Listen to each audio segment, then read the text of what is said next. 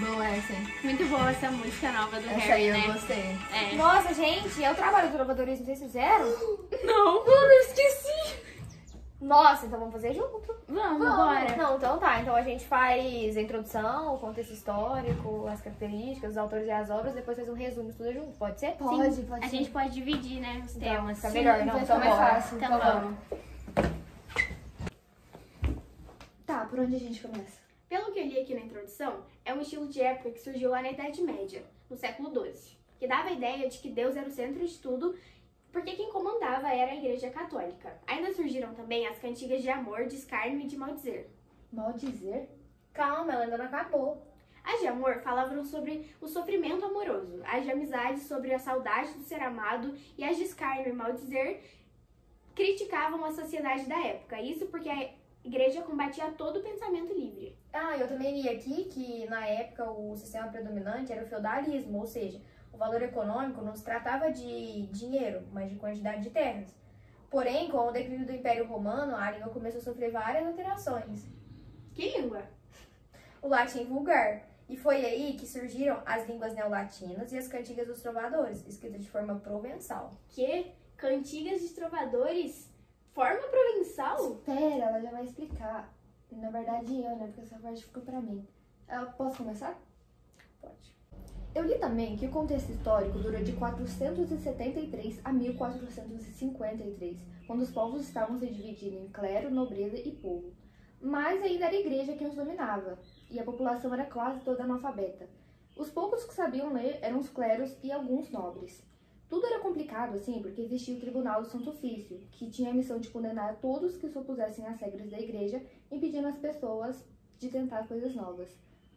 Ela só praticava ideias espirituais em busca da sua salvação. Sim, e as procissões e as cruzadas eram muito frequentes para libertar os lugares santos palestinos. Nesse período, a Europa passava por várias invasões dos povos germânicos, o que estava gerando muitas guerras.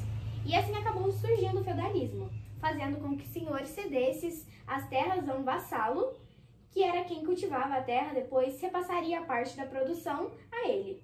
E os vassalos concordavam com isso, já que poderiam precisar de proteções se fossem invadidos ou atacados. Ah, sim, esse é fácil. Ele foi um movimento muito importante para o desenvolvimento do idioma e da cultura portuguesa, né? Agora, eu vou falar das características. A gente já falou tanto sobre o trovadorismo e suas cantigas, mas por que ele realmente surgiu? Por que se trata de cantigas? Foi graças à independência da igreja e são chamadas assim por serem poesias cantadas, por serem escritas para declamação e acompanhadas de instrumentos musicais. Elas são chamadas de cantigas provençais porque surgiu na Provença, no sul da França, após a famosa independência do povo perante a igreja, como afirmam Ademauro Goulart e Oscar Vieira da Silva. Eles falam bem difícil, então eu vou ter que ler. A requintada população da Provença caracterizava-se pelos ideais de vida burguesa, procurando viver de modo mais ameno possível, sem mesmo se notar uma diferença marcante entre o fidalgo e o burguês. Para tanto, contribuíam à divisão racional da propriedade e o afrouxamento dos laços de dependência feudal, o que propiciava o aparecimento de forte individualismo, significando isso, na Idade Média, um choque com os princípios da Igreja, pois representava uma concepção de vida oposta às doutrinas ortodoxas. Ademais, vale ajuntar que o clero no sul não possuía a mesma força dos religiosos do norte, pois estava submetido aos senhores feudais. Sim, e uma característica da cantiga de amor trovadoresca merece reflexão. Nesse tipo de composição, o eu lírico se coloca numa posição inferior à da sua amada, a que ele chama de senhora. Na Idade Média, a mulher ainda ocupava um lugar inferior ao do homem. Então, como o trovador poderia assumir a posição de submissão à sua mulher? Isso explica, segundo eles, pelo seguinte fato. No sul da França, entretanto, a situação da mulher era diferente da mulher do norte da França. A lei lhe conferia igualdade jurídica com o homem, evidenciada no fato de ela herdar, possuir bens e poder depois de casada, dispor deles sem que fosse necessário o consentimento do marido. Como se vê, a nova civilização possuía um ideal feminista, que vai ser representado nas cantigas de amor pela sujeição amorosa do homem, pela submissão imposta através do desejo e imposição femininos. Ah, agora eu entendi por que provençal. Mas esses homens são difíceis, hein? Não entendi nada. Eles apenas disseram que na Provença as pessoas não mostravam tanto suas diferenças, de classe como em Portugal. E isso feria os princípios religiosos, fazendo com que tivesse uma cultura religiosa diferente. Enquanto os portugueses eram submetidos à igreja, os franceses eram senhores feudais. Com isso, a mulher tinha muitos direitos lá, já que tinham aderido à nova civilização, bem mais feminista que é imposta pela igreja. Entendi. Agora só faltam os autores e as obras, né? Sim, tá acabando. Então, eles foram inúmeros, né? Porque foram resgatados por pesquisadores de todo mundo. Então, a gente vai citar apenas alguns, né? Os mais conhecidos. Sim, eu vou ler alguns aqui, porque os nomes deles são muito difíceis. Arnaud Daniel, ele era francês do século VI. Bernard de Ventador, ele era francês, nasceu em 1130. Dom Afonso V, ele era espanhol, nasceu em 1221 e morreu em 1284. Dom Diniz, português, nasceu em 1261 e morreu em 1325. Fernão Rodrigues de Calheiros, português, do século XIII. Guilherme de Peiteu, francês, nasceu em 1071 e morreu em 1126. João Garcia de Guilhardi, português, do século XIII. Martim Codax, galego, do século XIII. Nuno Fernandes Torneol, galego, do século XIII. Paio Gomes Charinho, galego, século XIII. Paio Soares de Taveiroz, galego, século XIII.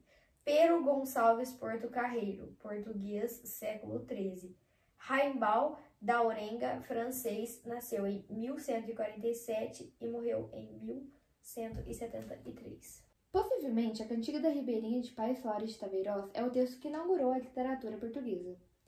Eu vou ler a interpretação de José de Nicla e Ulisses Infante.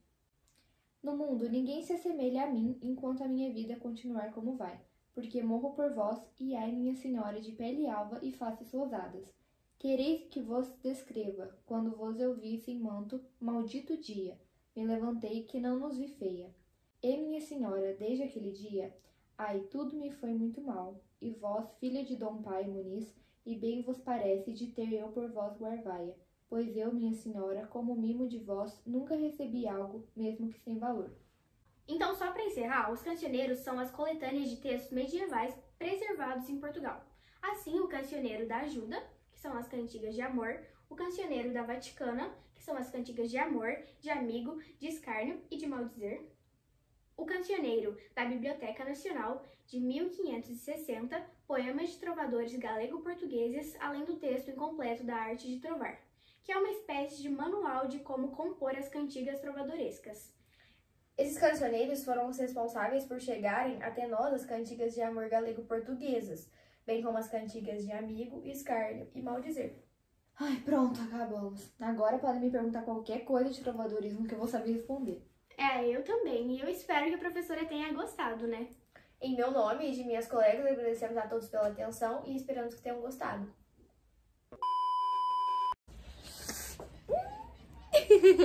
Mas pera, que eu tenho que falar?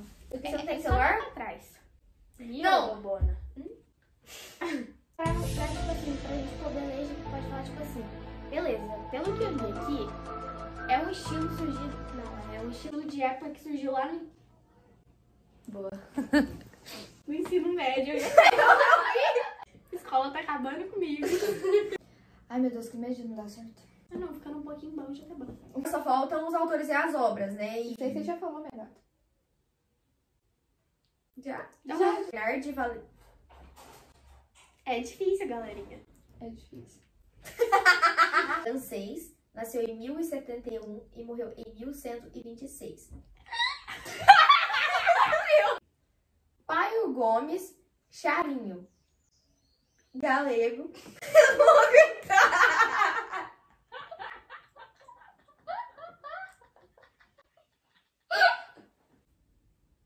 Boa. No caso, era pra ter mais vídeo. E era pra ter sido mais engraçado também. Mas graças ao armazenamento do meu celular, eu perdi vários vídeos. E ficou isso meio vago assim, né? Mas tudo bem, acontece. Enfim, a gente espera que vocês tenham gostado da apresentação. E Denise, a gente ama você. Um beijo. Tchau.